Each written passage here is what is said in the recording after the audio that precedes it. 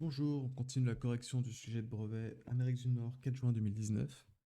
Dans la dernière vidéo, on a traité l'exercice 1, un exercice de trigonométrie avec le théorème de Pythagore, le théorème de Thalès et un peu de trigonométrie justement. L'exercice 2, c'est un QCM, donc un peu de calcul de fractions, quelques notions de fonctions, un peu de probabilité, et le dernier calcul, c'est la résolution d'une équation visiblement.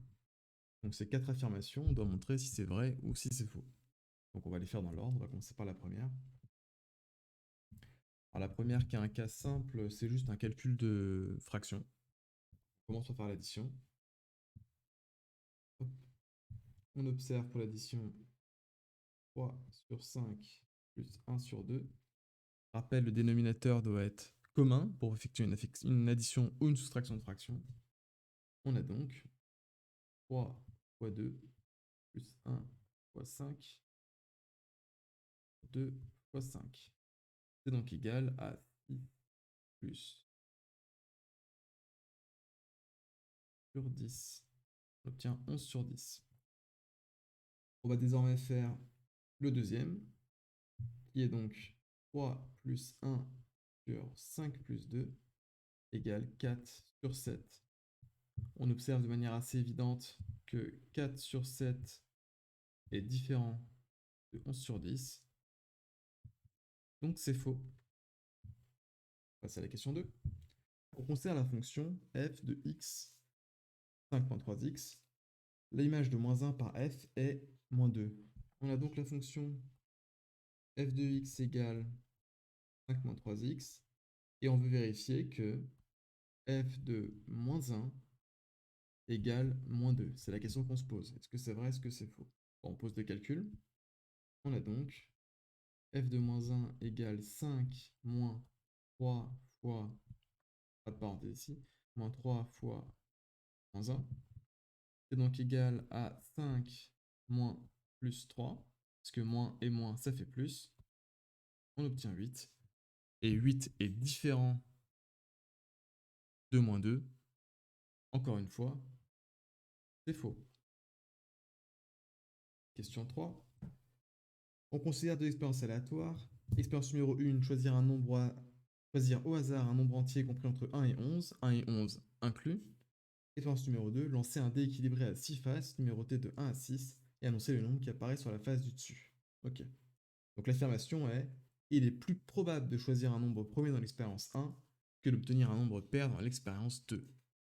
L'expérience 1, on va commencer par chercher les nombres premiers. Les nombres premiers, c'est les nombres qui sont divisibles que par eux-mêmes et que par 1. Sachant que le nombre 1 n'en fait pas partie. Du coup, on va commencer à faire la liste.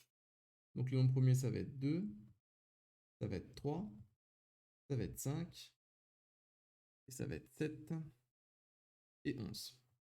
On a donc 1, 2, 3, 4, 5 nombres premiers. On va pouvoir calculer la probabilité.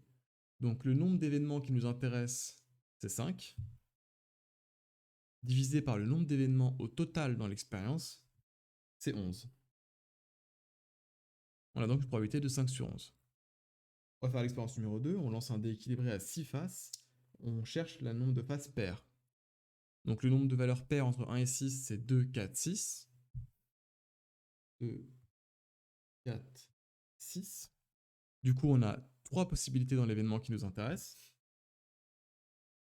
Sur le nombre de faces d'un dé, le nombre de possibilités au total, c'est 6. C'est donc égal à 1 demi. L'affirmation disait quoi? Il était plus probable de choisir un nombre premier dans l'expérience numéro 1 que d'obtenir un nombre pair dans l'expérience numéro 2. On constate que 5 sur 11, c'est inférieur à 1 sur 2, avec 5 sur 11 inférieur à 1 sur 2, c'est faux. La question numéro 4 pour finir. Pour tout nombre x, 2x plus 1 au carré moins 4 égale 2x plus 3 fois 2x moins 1. Alors deux options ici pour essayer de trouver la solution. Option numéro 1, on développe tout ce qui est à gauche, on développe tout ce qui est à droite et on compare. Option numéro 2, qui est la plus intéressante si on arrive à le voir directement, on remarque l'identité remarquable sur la partie de gauche ici. L'identité remarquable, elle est de la forme a carré moins b carré. On peut donc poser 2x plus 1 au carré moins 2 au carré. Une fois qu'on a réussi à trouver ça, on n'a plus qu'à appliquer la formule de l'identité remarquable, c'est-à-dire a carré moins b carré égale a plus b fois a moins b. On note ça, puis après on regarde ce que ça nous donne. Ça nous donne donc 2x plus 1 moins 2 fois 2x plus 1 plus 2. Et on a bien 2x moins 1 fois 2x plus 3, qui est la partie de droite demandée par l'énoncé au début. L'affirmation est donc vraie. Voilà, c'est tout pour cette vidéo. Dans la prochaine, on fera l'exercice 3, donc la suite du sujet. Je compte faire le sujet jusqu'à ce que je l'ai fini. Si jamais vous avez des questions sur un point qui n'est pas clair, n'hésitez pas à laisser un commentaire. Si vous êtes dans mes élèves et qu'il y a une question qui n'est pas claire, vous pouvez envoyer un message privé directement par mail. Mon mail est dans la description. Et si vous voulez que je fasse un autre sujet ou que je traite un chapitre ou que je fasse une petite vidéo de méthode comme j'ai déjà fait précédemment ou de rappel de cours, n'hésitez pas à me le demander également. Merci.